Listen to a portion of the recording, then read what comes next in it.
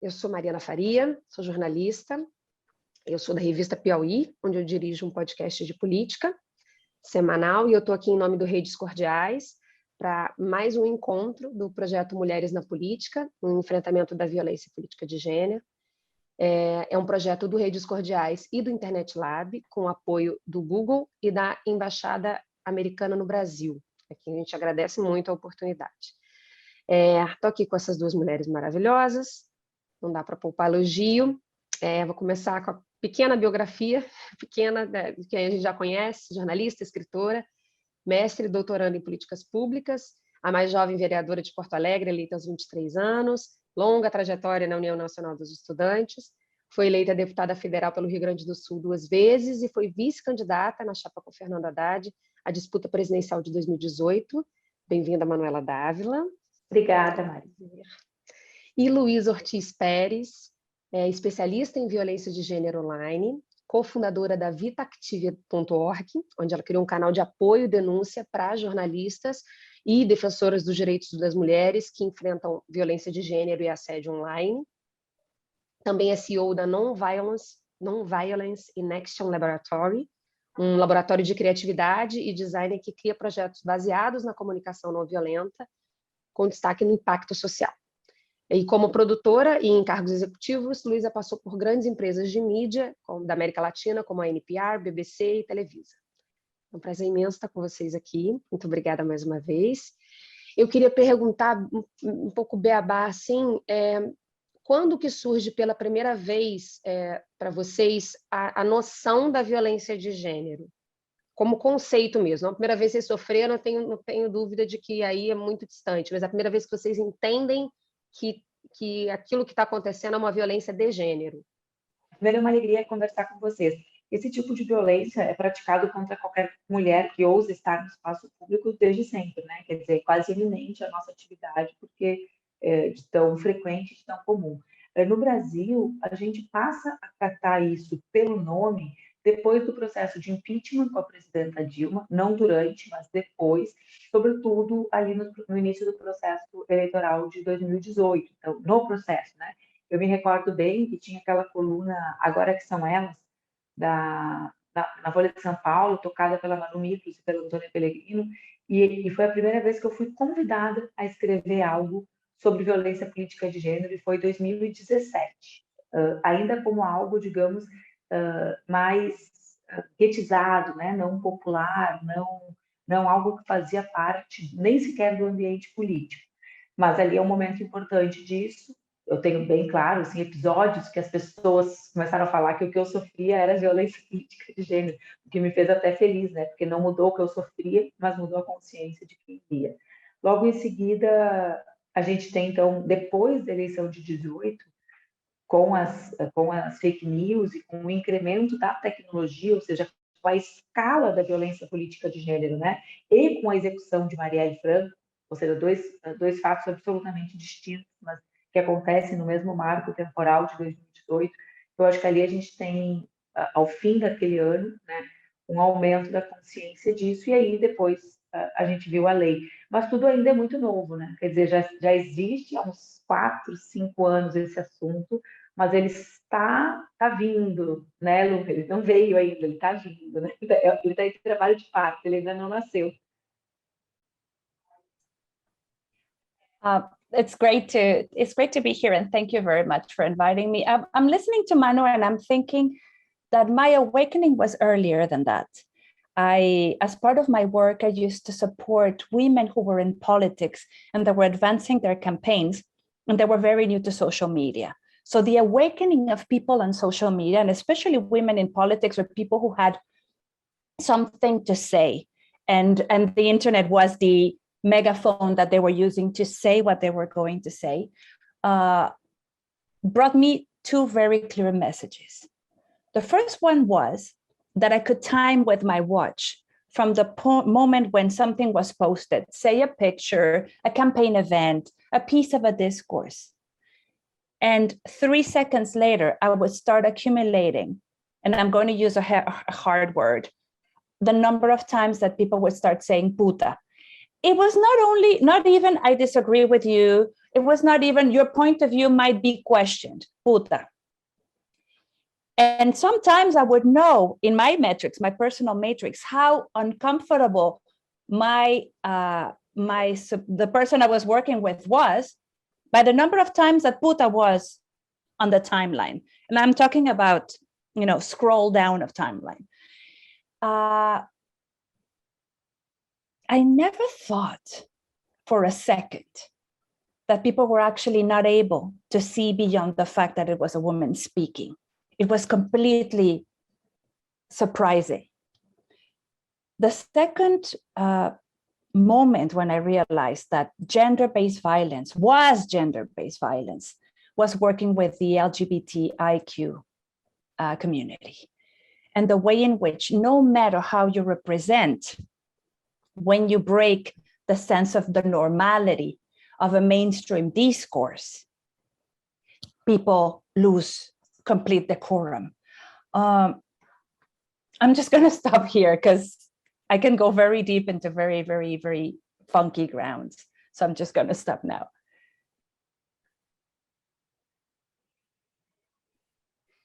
Você fala em questões mais tensas, né, mais ásperas.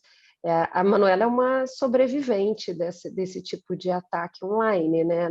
Na última eleição, quando foi vice da chapa com Haddad, você ainda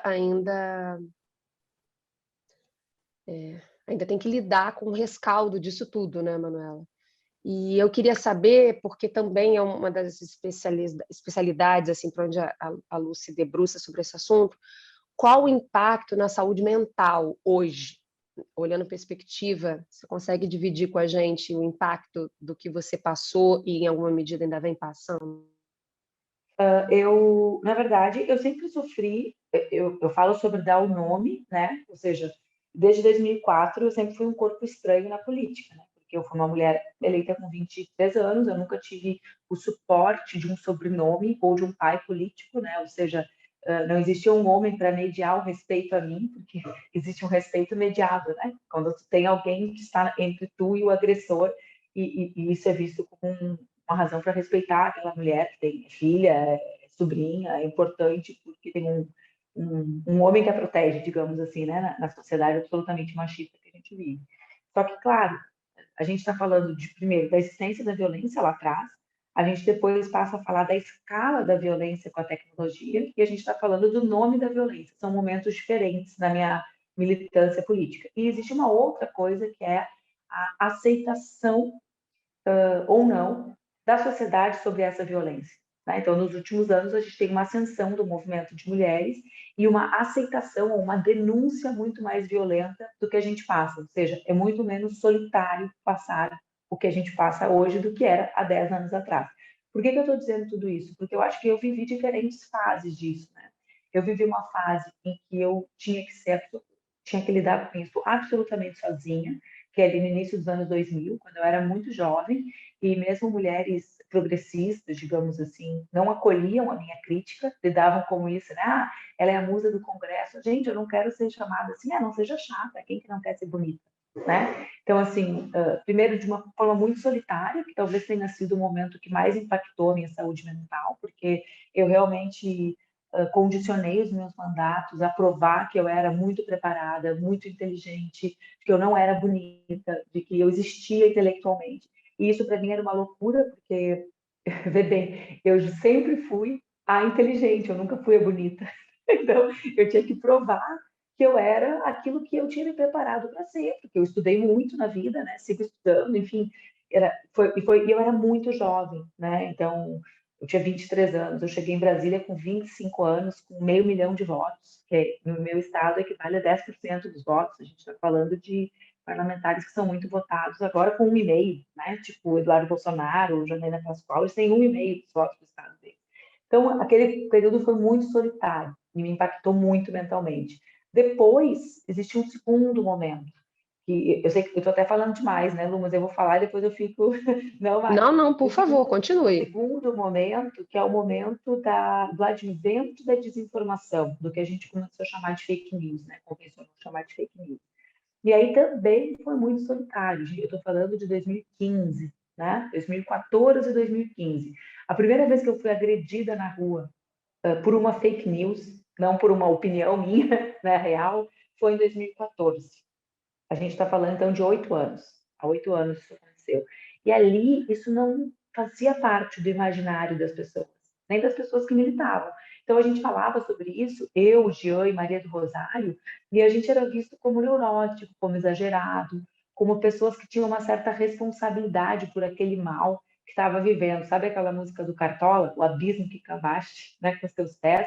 A gente era visto assim. Ah, quem mandou mesmo vocês estarem defendendo essas pautas, tipo interrupção da gravidez, tipo uma outra política de drogas? A culpa é de vocês, por vocês estarem sofrendo essa violência. Vocês se defendem os LGBT, são muito radicais, né? E era horrível, porque era muito solitário. Isso me preparou para enfrentar, digamos, as fake news que vieram em 16 e em 18, né? E depois em 2020. Claro, bem, eu aguentei, eu mudei completamente a minha vida por causa disso, né? Porque eu fui agredida grávida, fui agredida no meu parto, minha filha foi agredida com 40 dias, e isso foi fazendo com que eu mudasse e cuidasse muito da minha saúde mental, porque eu vivo conversando com as pessoas. Enquanto eu era parlamentar, minha vida era essa, né? Como eu brinco com as pessoas, eu era paga para isso, né? Para falar e ouvir. Então, imagina estar no supermercado, uma pessoa se aproximar de ti e permanentemente tu não saber se a pessoa vai te bater ou vai conversar contigo algo do preço da comida, né? Então, foi algo que teve muito impacto em mim, na minha família, né? Eu vivi isso em condições muito superiores à média dos meus amigos, porque eu cuido da minha saúde mental há 20 anos, por razões absolutamente pessoais, né? Isso foi, digamos, impôs uma menor vulnerabilidade. Eu vivo com um cara muito legal, que é meu marido, né? A solidão das pessoas que são vítimas de violência, ninguém fala, porque as minhas escolhas fazem com que no nosso país, o meu marido e os meus filhos sofram violência, né? Então, é muito fácil responsabilizar a vítima também por isso. É muito difícil aceitar tocar a vida do lado de alguém que é vítima, não é assim, eventual, né? Que é vítima permanente há 8 anos de violência de todos os tipos, né? E com os respingos disso. Mas existem outros impactos. Eu agora estava no México trabalhando e um amigo meu que também vive uma situação parecida em outro país perguntou como eu estava. Eu falei para ele, brincando, porém verdade, disse: olha, às vezes eu tenho a impressão que como eu consegui manter a minha cabeça boa, ou seja, eu não tentei me matar como algumas pessoas tentam, eu não tive síndrome do pânico como algumas outras pessoas que vivem a minha realidade têm, o meu corpo também disse: ah, é? Tu vai aguentar? Então a gente vai te dar nossos sinais de que chega, né? Então existe a saúde física e o impacto, a saúde mental e o impacto na saúde física, né?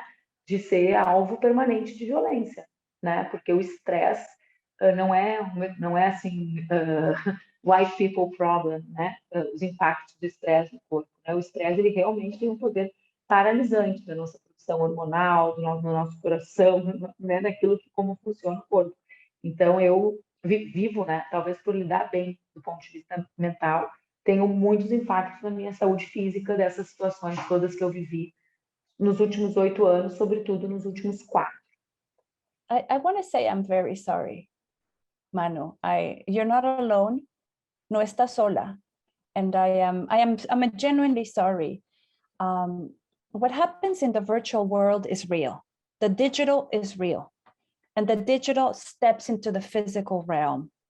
And you are a living example of that really perverted chain of events.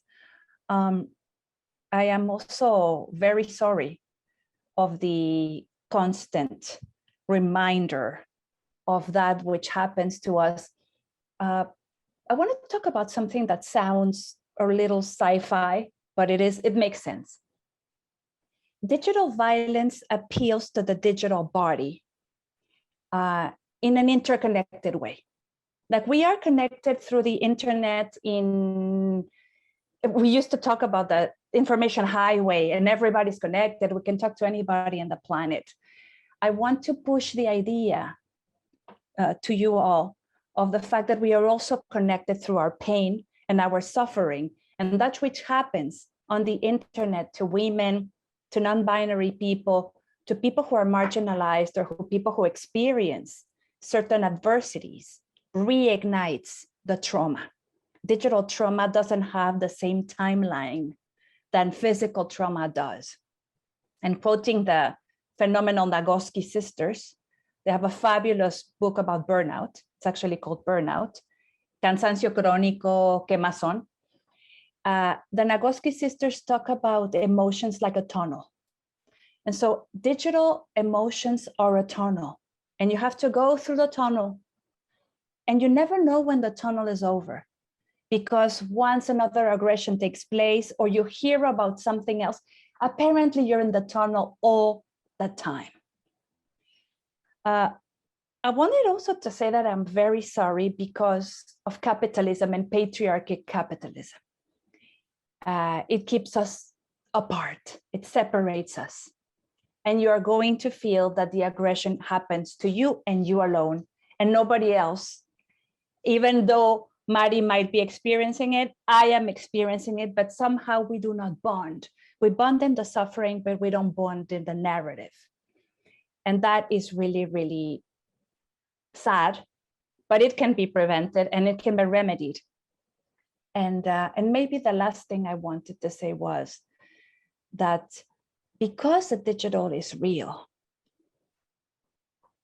the untruth is more hurtful. When somebody says that I don't know, I'm sleeping with Leonardo DiCaprio and not, my partner. Eles nunca inventaram isso a meu respeito, Lu. That would have been at least. Los chistes no son tan buenos. Bueno, Pata Campos Melo was always harassed like that. You must be having sex with all these types of people. Listen, the fake news have effects in the physical body. There is something called estupro digital. It is a way of feeling physically. I don't want to talk more about the physiological effects, but I can, and we should probably, all of us, take medical tests now and monitor certain factors in 6 months, in 1 year. And most of human rights defenders, activists, journalists who are covering wars, we suffer 3 things: high stress levels, high blood pressure, diabetes, and the propensity for cervical and breast cancer. Why is that? Because your body is consuming all that energy, all that very toxic energy. So, #digital es real. Perfeito, Lu. Na verdade, eu acho que a gente fala muito pouco sobre isso, né? A gente começou a falar sobre a saúde mental agora, né? Uhum. E mesmo assim de uma maneira muito pouco sofisticada, porque, vê bem, eu brinco com a minha psiquiatra brinca, né? Como que a gente pode chamar de síndrome do pânico algo que não é exagerado? Ou seja, uma pessoa que é objeto da violência permanente, ela não está doente quando ela sente medo. Ela está correta em sentir o medo. Ou seja, se ela não sentir o medo, é que ela vai estar doente, né? Então, o desdobramento não é a pessoa, não vou citar nomes, mas a pessoa tal começou a ter pânico por ser vítima de... Não! Ela está correta em sentir esse medo, né? Porque ela vive sob ameaça. Então, esse é um aspecto. E o segundo aspecto, que é o impacto físico, quer dizer, e uma ideia que eu acho uma ideia absolutamente masculina, né? De um poder heróico, ou seja, vocês são fortes, vocês aguentam. Não, eu não fiz concurso para ser forte, né? Eu fiz os meus concursos foi para representar a população, né? E não para ser uma super mulher. O que tem 2 dimensões, uma dimensão individual de eu tenho que aguentar tudo, né? E uma dimensão coletiva de estabelecer um parâmetro muito elevado do que é necessário aguentar, que é impeditivo para as pessoas comuns. Então, se é um concurso para supermulher, eu não posso ser. Então, eu não vou concorrer. Entende? Então, ele é negativo para quem é vítima e ele é negativo para impedir que isso aconteça, ampliando a participação política de mulheres, porque Nisso tudo, nós temos uma única certeza, né? Nós só temos a nós mesmas. Nunca um homem levantou a voz para denunciar o que eu sofro, senão para dizer, não é bem assim, né? Quando, na verdade, eu vi vários deles sofrendo um décimo e, I'm tired, né? That's enough, I'm fed up. Então, isso nós estamos sozinhas e as instituições não estão do nosso lado. A gente precisa falar sobre isso. Por quê? Porque o parlamento, por exemplo, no Brasil, nenhum parlamento nunca caçou nenhum parlamentar que nos atacou. Nunca sequer puniu. O deputado Fernando Cury apalpou fisicamente. Não é que ele disse que achava bonita. Ele pegou fisicamente o seio de uma deputada e ele não foi caçado. E ele não foi caçado porque a Isa Pena tinha um rosto, né? Logo em seguida, um outro foi caçado porque assediou as mulheres da Ucrânia, as mulheres no abstrato, né? Aí, claro, as mulheres da Ucrânia, elas são abstratas, elas não usam saia, elas são uma mulher neutra. Quando acontece a violência real contra uma de nós, não há cassação. E isso é um sinal, o sinal de que as instituições do Brasil estão ao lado dos nossos violadores. Então, imagina, a gente sofre isso e sofre isso sem nenhuma retaguarda, né? Então, isso é importante falar, porque nós vamos começar a ter mulheres que não vão ficar na política. E essas mulheres, se a gente quer mais mulheres na política, a gente precisa falar sobre o fato de que nós não podemos impor que essas mulheres aceitem toda e qualquer violência. Então, eu sempre falo, Lu e Mari, eu gostaria que a minha filha fizesse política, que a minha melhor amiga... Não, eu não quero que nenhuma mulher que eu gosto passe pelo que eu passo. Eu não posso mentir que eu quero. Não quero. Se a minha filha dissesse que ia passar pelo que eu passo, eu ia ficar no quarto chorando, implorando para ela não fazer isso. Isso significa que eu sou contra a política? Não, eu decidi fazer política com 17 anos. Eu sou muito a favor. Mas a gente precisa lutar por outra política, para que eu possa dizer, sim, tu vai lá ser atacada pelas tuas ideias, como eu fui durante muito tempo. Tu vai lá e tu vai ter que entregar a tua vida, é uma missão, né? Mas tu não vai correr o risco de vida. Tu não vai ter medo de ser morta por pensar o que tu pensa. E no Brasil, hoje a gente teve a confirmação, ainda não formal, mas da execução de 2 ambientalistas, né? Nós tivemos a execução de Marielle há 4 anos. Não existe, ninguém pode me dizer que o que eu estou falando é exagerado. Simples assim, né? Como que alguém vai me dizer que eu estou exagerando se até hoje o assassino da Marielle não foi, quem mandou matar a Marielle não foi encontrado?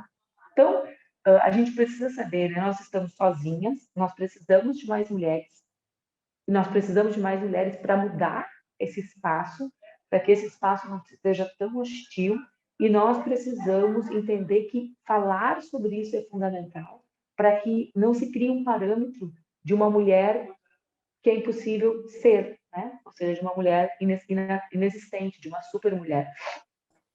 You know, for many years, us cyber feminists and cyber trans feminists, we were very careful not to make the connection between the virtual and the analog. I come from Mexico. I was born in Mexico City, and in my country, the past 3 months, 5 women journalists have been murdered, and the harassment began online. We were very careful for one reason. We didn't want to disincentivize young women for whom, and young people for whom the internet is a window to the world. It's a space for creativity, it's a space of beauty, it's a space of culture, it's music, it's movies. And in the pandemic, it was our life. The last thing you want is to say, no, don't go there because you might lose your life. However, today, and what you're saying makes a lot of sense to me, the notion of the superwoman or the unattainable woman who can carry everything, which is like Virgin Mary, but also a female Bill Gates of sorts, and also Mother Teresa, and you name it, your favorite political leader. It is impossible for us to achieve excellence at the cost of our own lives. that is, and I am with you, that is a bet that I do not want. And I don't want my nieces, and I don't want the young girls to have to do that. However, I believe that we are responsible in the creation of the myth. We are responsible because of the religious and conservative society that we live in. We are responsible because we still accept certain parameters of beauty and of, you know, normalization of the body. But we also accept that certain things are part of the route of passage. When you're a young woman and you start the profession, and I'm looking at Mari, I don't know if you want to tell us, when you start as a young journalist, you are told that people are going to get fresh, that your editor is going to get fresh, that your colleagues, that your newsroom is going to be toxic. In Parliament, you're going to know, don't go on meetings with Mr. So-and-so because he likes to get people drunk. In my profession, you just don't deal with men. They're engineers. They don't know what they're talking about. So do we really accept, or do we break it from the beginning? We say, this is not in my job description. This is not what I want. Não, ninguém nunca disse. Quando eu fiz a universidade, ninguém nunca disse que... Aqui a gente tem o estágio, né? Que no estágio ia ter o fetiche da estagiária, ninguém nunca disse que você ia responder sempre a homens e que eles iam te infantilizar boa parte do tempo. E você parece que está vivendo uma adolescência tardia, você começa a se confundir se você realmente não está muito novinha, se você começa a se colocar como um pouco adolescente, que você está sendo tratada como tal. Você é abobada, né? E ninguém fala disso. Ninguém fala disso em nenhum mercado de trabalho. Mari, eu brinco que tem até os elogios que eu recebo que me irritam, né? Porque às vezes as pessoas me dizem assim, nossa, como tu é preparada. Aí eu pergunto, assim, eu não entendo a tua surpresa, né? Eu disputei 8 eleições, eu tive 4 mandatos, eu fiz 2 cursos de nível superior, eu entreguei um mestrado durante a eleição presidencial, não é óbvio que eu sou preparada, né? A surpresa, ela é algo que na verdade contém essa crítica, né? Como assim, qualquer homem com a minha formação, ia ser o óbvio, né? Eu vivo no Rio Grande do Sul, todo mundo acha o Eduardo Leite preparadíssimo, né? Nossa, bom, vamos comparar as trajetórias? Ninguém? Por quê? Porque ele estudou um pouco, ok. Então, assim, até o elogio a nós, quando ele é feito, ele é nesse sentido depreciativo, a expectativa era baixa, né? Então, a partir dessa expectativa baixa, a gente surpreende, digamos assim, né? Uma estilista, uma stylist, uma mulher que estuda moda e pensa moda, que é a Thaís Farage, escreveu um livro em que o estudo de caso dela é a Manuela, e ela foi a primeira pessoa que me atinou para o fato de que a gente é obrigada a pensar em moda quando a gente é adolescente, pega um moletom e vai amarrar na cintura. Você escolhe o que você veste por ser mulher. Então, não é a coisa que é tratada com mais frivolidade, mais frívolo de tudo, que é a moda, na verdade, desde o começo, mesmo que você não queira se interessar por aquilo, você faz uma escolha por ser mulher, né? Então, mas se dar conta disso é libertador, porque você se coloca, mas também é avassalador, né? Você fala assim, meu Deus, você faz um revisionismo histórico, um revisionismo da sua vida assim, profissional, o pessoal só, meu Deus, eu fui vítima a vida toda de uma conspiração, né? Aí você se sente um pouco perdida, aí você tem que retomar o eixo, aí refazer as escolhas. Então, é um processo individual doloroso, e daí admiro mais ainda vocês estarem dividindo aqui as experiências de vocês, e primeiro individual doloroso, depois empoderador e depois coletivo, né? Então, a gente vai passando cada uma por esses processos. Acho que a gente falou um pouco de indivíduo, então, criando essa linha de raciocínio, falando agora de grupo. Você falou dos homens, Manu. Você hoje, depois de todo esse périplo, e depois Lu também contando agora com todo esse estudo que ela vem fazendo e tudo mais, essa observação dela, vocês acham que ainda é uma discussão restrita à militância feminista, ou a gente está conseguindo que o enfrentamento da violência de gênero inclua os homens? Eu acho que a gente tem avançado casas, né? Na verdade, assim, não na intensidade e nem no volume necessário, mas acho que não seria correto dizer que a gente não avançou casas. A gente tem uma lei, A gente tem um Tribunal Superior Eleitoral que não sabe ao certo o que fazer, mas sabe que existe, que precisa fazer algo, né? Que essa é, digamos, a tecnologia preferencial da extrema-direita e, portanto, no Brasil, muito popular. Acho que a gente foi avançando. Isso se deve, para mim, sobretudo ao volume, à dimensão do movimento feminista hoje no Brasil.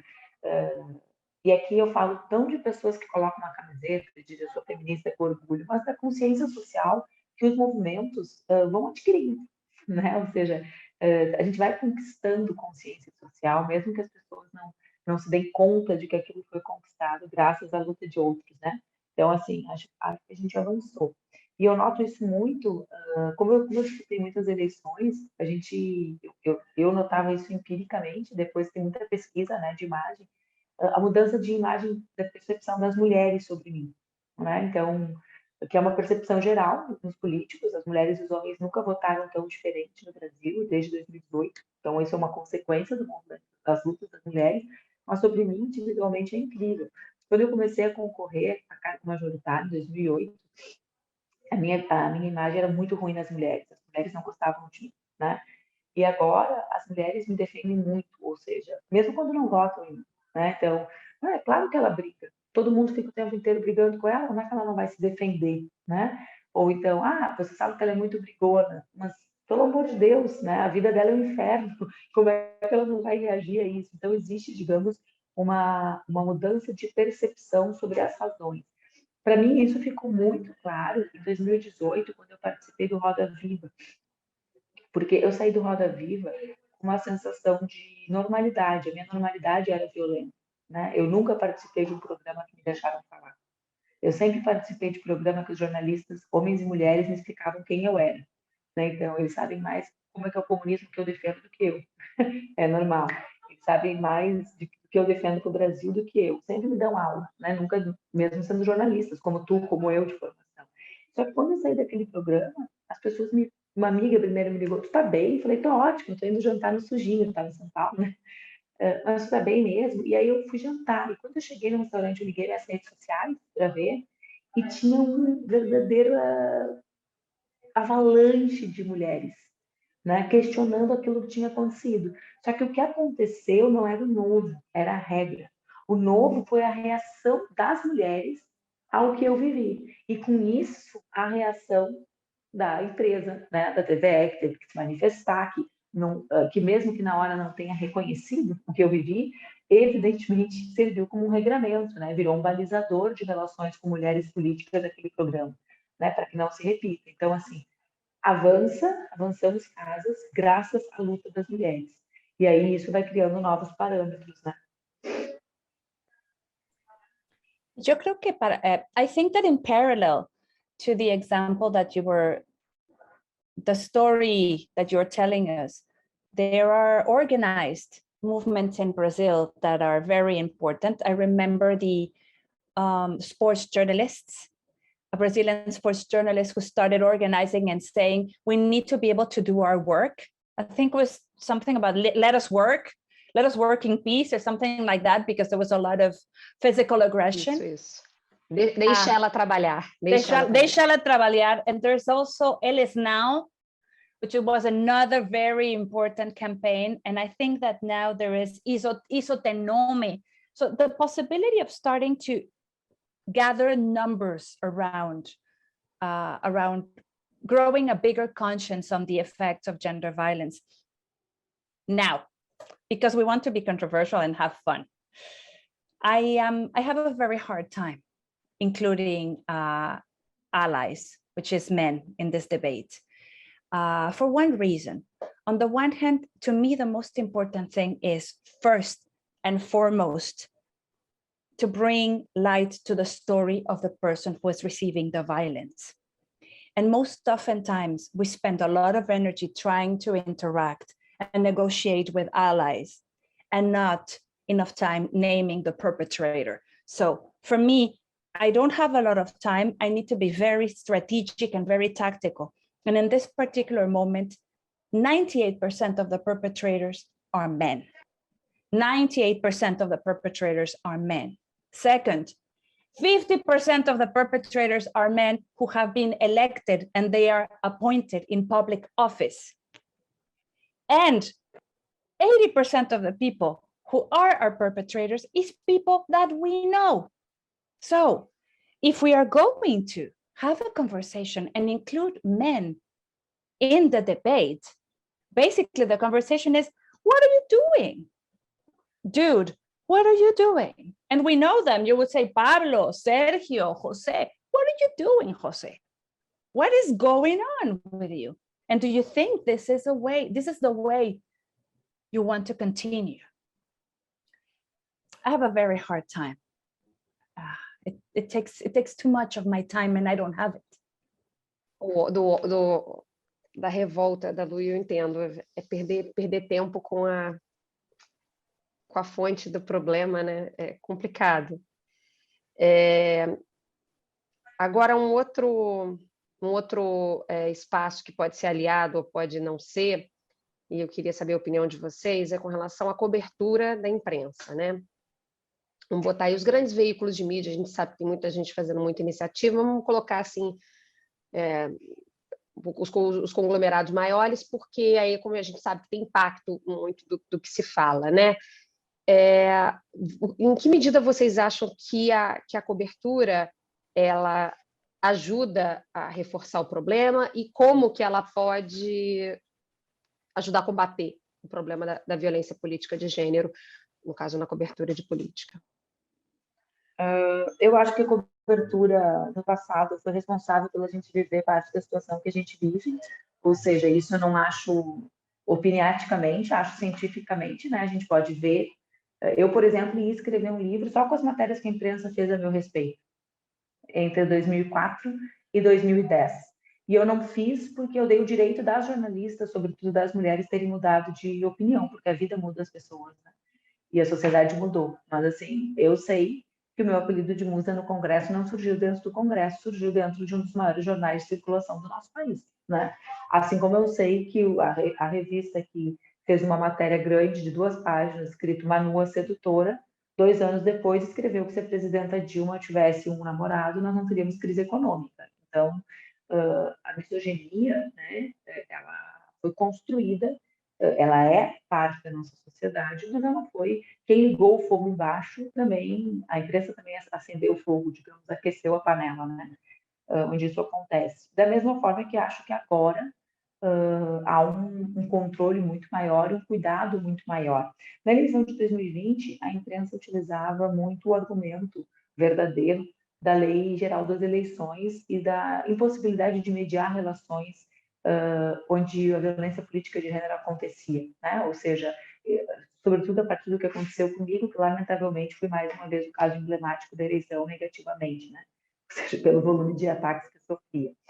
E com a nova lei da violência política de gênero, com a tipificação criminal, eu espero que em 2022 esse tipo de cobertura mude, ou seja, que a imprensa se sinta autorizada a partir da tipificação penal e estimulada a dar nome ao que acontece. Ou seja, quando um candidato diz na televisão que eu sou uma puta, né, isso não é debate político, isso não é política, isso é violência política de gênero, né? E a imprensa precisa assumir essa responsabilidade para si, não como uma defesa de um dos candidatos, porque aqui entra um dos temas que a Lu falava na sua manifestação anterior. A gente perde muita energia simplesmente se defendendo de ataques, né? Então, qual o tempo que sobra para uma candidata, para alguém que é candidata a falar sobre suas propostas? Por 90% do tempo ela tem que provar que não traiu, que não andou pelada, que não, enfim, que não usa drogas, que o corpo não é mutilado, né? Então, se a imprensa cumprir o seu papel, isso o papel de esclarecer que isso não é debate político, né? Ou seja, não tratar com equidade, com falsa simetria, as críticas e a violência política de gênero. Isso nunca aconteceu, né? Em 18 não aconteceu nas fake news, aquilo era tratado como um problema da minha chapa e do Haddad, né? Eu sempre brinco com o Felipe Neto, que precisou o Felipe, que é um homem branco, milionário, heterossexual, ser alvo de fake news para que isso fosse matéria de Jornal Nacional e de Fantástico. Né? Comigo nunca foi, em nenhum momento, né? Até hoje. Existem livros sobre fake news em 2018 que não me citam. Né? Então, assim, é preciso dar nome às coisas, e a imprensa tem um papel nisso. A minha expectativa é que, com o aumento da consciência social ampla, que atinge, evidentemente, os jornalistas que não estão flutuando, né? Mari, quem é jornalista faz parte da sociedade, que produz valores, avança com a sociedade ou não, mas que a nova lei seja, digamos, a razão, né, pela qual jornalistas e jornalistas poderão falar sobre isso sem ter o medo de estar rompendo a relação equânime entre partidos e candidatos previstas na Lei Geral de Eleição. But I agree with you, and at the same time, I don't think we're naming the elephant in the room. So I'm going to name the elephant in the room. I believe, I agree that the way the media constructs images and creates or cancels individuals according to a political, the political fashionable discourse, because discourses have become fashionable for one reason or another, is definitely something that has to be considered in your political career.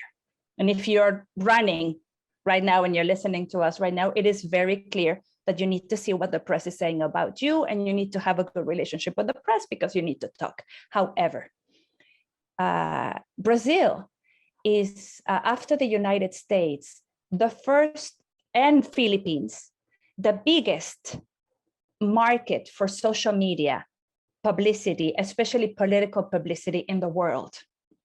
Meta, Twitter, and Google have the largest offices in the region in Brazil, which means that the economic power of these gigantic conglomerates that have larger economies than actual real countries.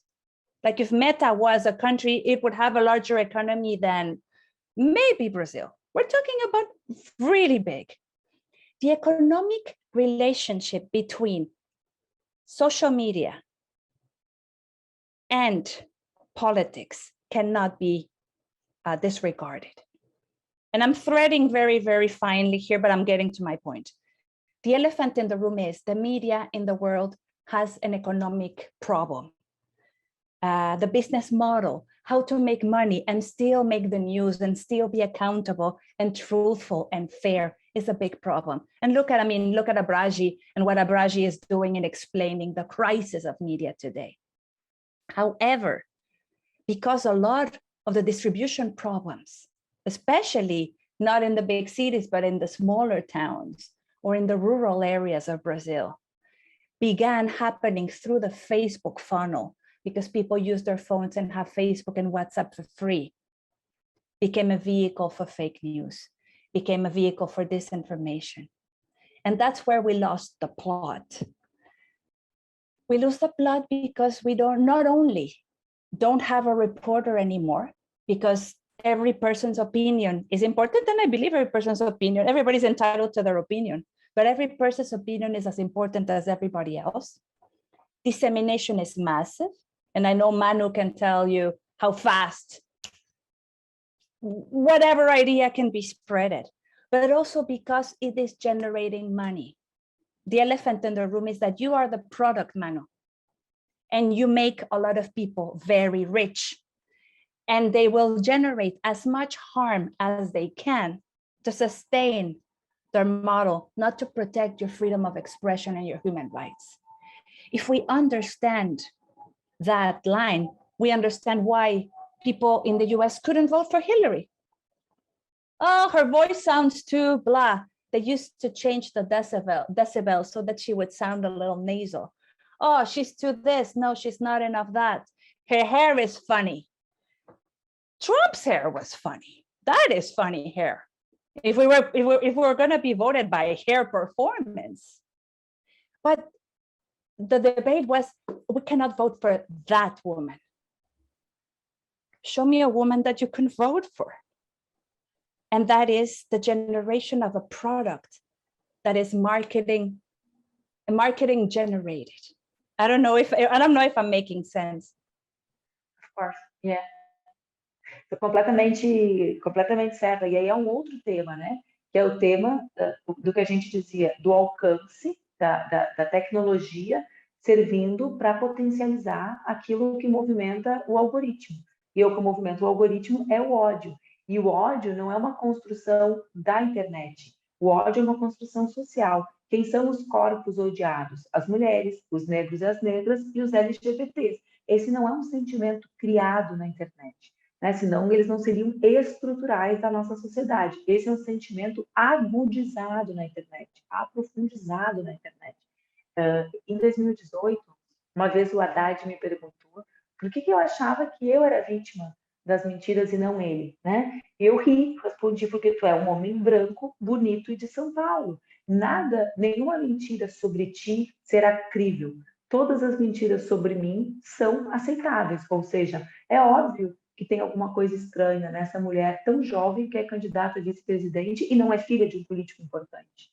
Como assim? Ah, ela deu para todo mundo, por exemplo, né? Ou então ela é uma drogada, ou então ela não pode ser mérito próprio. Isso não é algo que a internet constrói, isso é algo que a internet reforça na sociedade, né? A mesma forma a execução da Marielle, quando 15 minutos depois surgiu a primeira fake news que dizia que ela era casada com o Marcinho BP, muita gente de esquerda, de direita, de todo mundo, pensava assim, nossa, agora eu entendi, não podia ter mérito, financiada pelo tráfico. Agora eu entendi. Ou seja, por isso que é importante o que tu dizes, né? Os preconceitos não são criados pela rede, né? Não, eles existem, eles estruturam as relações na nossa sociedade. Um país como o Brasil é estruturado pelo racismo, né? Pelo machismo, pela submissão das mulheres aos homens e pela submissão, essa é a lógica do poder no nosso país. Mas a internet coloca isso numa potência muito elevada, né? Ela torna isso o legal, né? Basta ver, e as redes que nós conhecemos, o algoritmo, o Twitter, já assumiu publicamente que favorece conteúdos de extrema-direita. Os conteúdos de extrema-direita não são econômicos, eles são conteúdos de ódio, né? E isso é o que dá o dinheiro. Então, eu sei bem, né? Eu sou aquilo. Num dia, Lu, num dos últimos ataques que eu sofri, eu conversei com uma universidade que monitora redes, e eles me disseram os dados, né? Robô, 24% do ataque era robô, né? Alguém pagando. E naquele dia tinha 250 anúncios ativos contra mim, com aquela fake news. Então, são 250 anúncios no Google, né? Google AD, né? Quem estava recolhendo, né? Então, 250 pessoas colocaram ali 100 mil, 500 reais para promover o ódio contra mim, para organizar as suas bases, mas alguém intermediava essa relação. E quem intermediava essa relação são as empresas transnacionais que não querem seguir regra de nenhum país, né? Porque não é que as empresas são norte-americanas. Quando eu comecei a militar, a gente dizia assim, tal empresa representa o interesse dos Estados Unidos, tal empresa representa o interesse da França. Essas empresas são transnacionais. Elas perpassam todas as relações da democracia de todos os países e não tem compromisso com nenhum deles, né? O único compromisso é com o dinheiro que o ódio é capaz de recolher, né? And on top of it all, the commitment that they have, and maybe, you know, we haven't talked about the other elephant in the room, and we will not name him because he should not be named, but I'm going to use Pata Campos Melo's expression, the gabinete da raiva, the politicization of rage, and the masters of rage in Brazil have very strong links with structures that generate and that monetize gender-based violence. And I would say probably, Mari, this is the moment when we come to, I don't know if a conclusion, but we bring, you know, the ball to the center of the court. How might we break the relationship between rage and violence online? How can we make people aware that I have hope because we have a tool that nobody ever thinks about. And I think that is really fantastic. And the tool is called unfollow. You cannot play the game. You can choose. And I've heard Manu say that before. You can choose to change your life. You can choose to change your ideas. You can choose to not follow the disgrace. because tomorrow you're going to be held accountable for all of those actions, and you're not going to sleep well. But maybe this is my perspective from outside of Brazil. Tell me what you think from inside. Quer comentar, Mari? Não, ia passar a bola para você, se você queria falar. A gente já está chegando no fim, Não, eu prefiro ouvir vocês. Eu realmente eu não compartilho muito. Antes de começar, a gente falava, né, do otimismo da Lu com relação ao Brasil, né? Então, o meu otimismo com relação ao Brasil, ele se dá mais no sentido de que nós avançamos socialmente na compreensão de que isso existe, mas a gente ainda não consegue nem acolher as vítimas, ou seja, nem saber que aquilo é real. Voltando à primeira resposta dela, né, o digital é real, ou seja, ainda há uma responsabilização das vítimas, uma minimização dos danos. Então, a minha expectativa é de que a gente possa, no próximo período, conseguir fazer com que as pessoas entendam a dimensão dessa violência. Porque eu processo muitas pessoas, né, para falar do não dormir bem. Tanto as pessoas, eu não estou falando de quem produz e distribui o gabinete do ódio, como ela mencionou, né? Então, existem os mega responsáveis do gabinete do ódio, mas existem as pessoas comuns, que compartilham organicamente, não de maneira robotizada, essas informações. Quando eu me deparo com essas pessoas nas audiências, a impressão que eu tenho é que elas acham que estão num filme, né? Que elas não se dão conta que isso tem consequências reais. Então, a gente também precisa encontrar, Mari, um lugar de consciência social sobre o digital. Eu não sei se a Lu entende o que eu quero falar. Então, eu sou super a favor da responsabilização das pessoas individualmente, mas a gente não vai superar isso se nós não criarmos uma espécie de cidadania digital. Ou seja, não é proporcional o número de pessoas que fazem mal na internet com o número de pessoas que são capazes de fazer mal na vida real. Eu não acredito nisso, né? Mesmo sendo alvo de todo o ódio todos os dias, como eu sou. Não acredito. Eu não acredito que milhares e milhares de pessoas sejam capazes realmente de matar, como elas dizem na internet, né? Mas e como que elas não têm a consciência de que aquilo também é elas? Como que elas não conseguem sequer ter uma informação básica para checar uma notícia? Porque elas acreditam, elas também são vítimas. Sabe, Mari? Às vezes as pessoas me agridem e, num certo sentido, elas estão com razão, porque elas acreditam naquilo que dizem a meu respeito. Então, por exemplo, elas não agridem a mim quem eu sou. Elas agridem a mim uma pessoa que quer ensinar crianças a transarem. Entende? Para usar uma fake news. Elas agridem uma pessoa que debocha da fé alheia. Essa é a mentira. Então, elas têm uma razão para aquilo que é forjada a partir da mentira, porque elas foram vítimas da mentira também.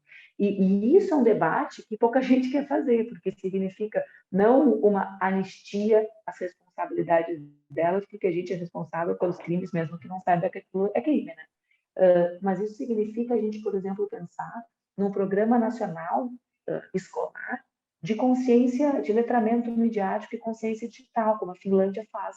Por quê? Porque existe aqui a ignorância, no sentido de ignorar, de não saber. Gente, as pessoas não têm internet no Brasil de qualidade.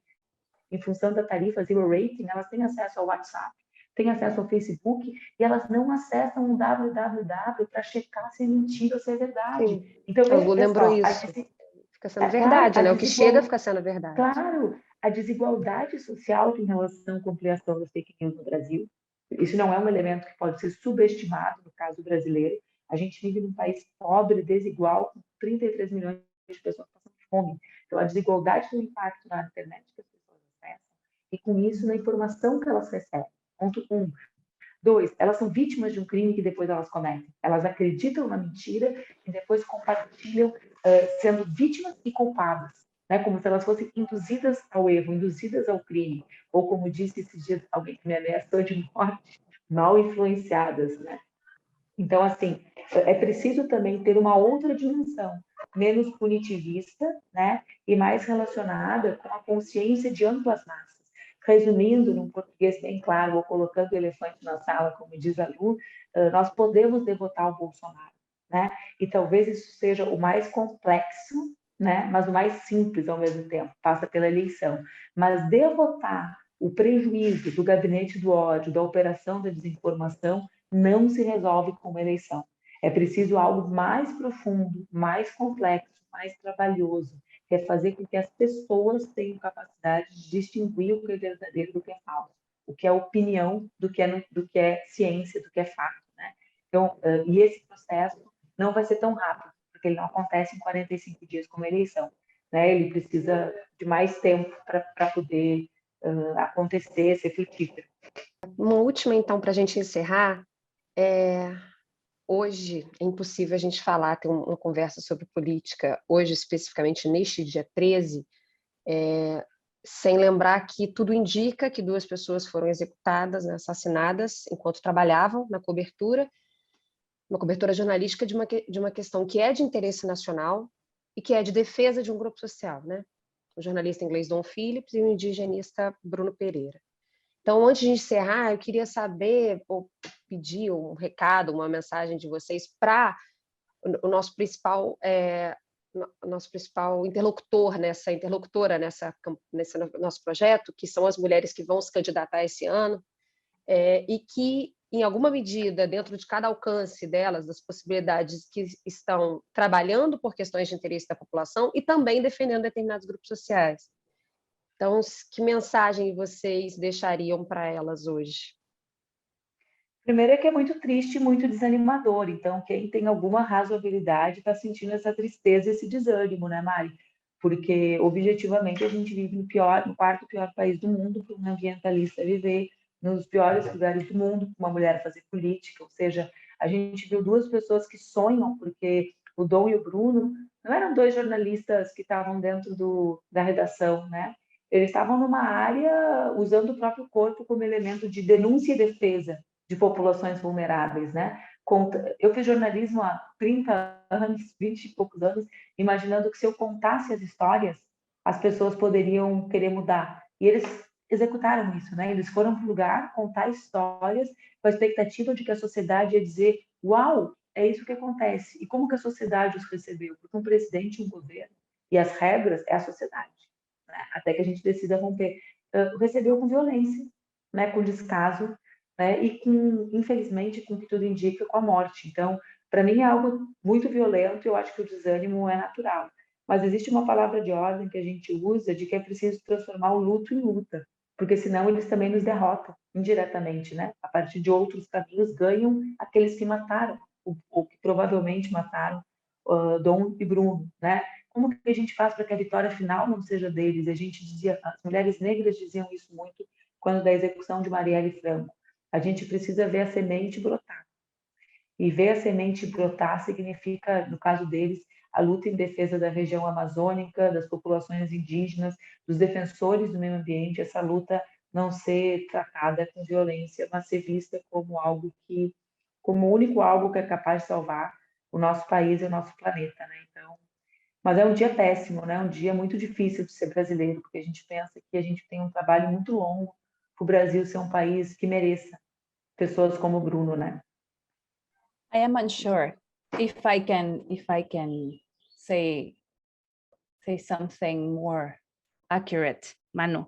However, from my part of the planet, the Zapatistas will always say that we will remain con la digna rabia, with the dignified rage of one understanding, and that is that our colleagues are not alone, and that you are not alone in your endeavors.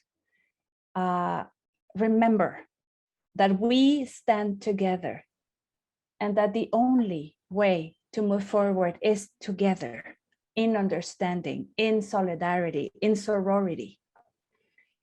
So from a very humble space, I will say, let's transform luto en luta, with a spice of digna rabia.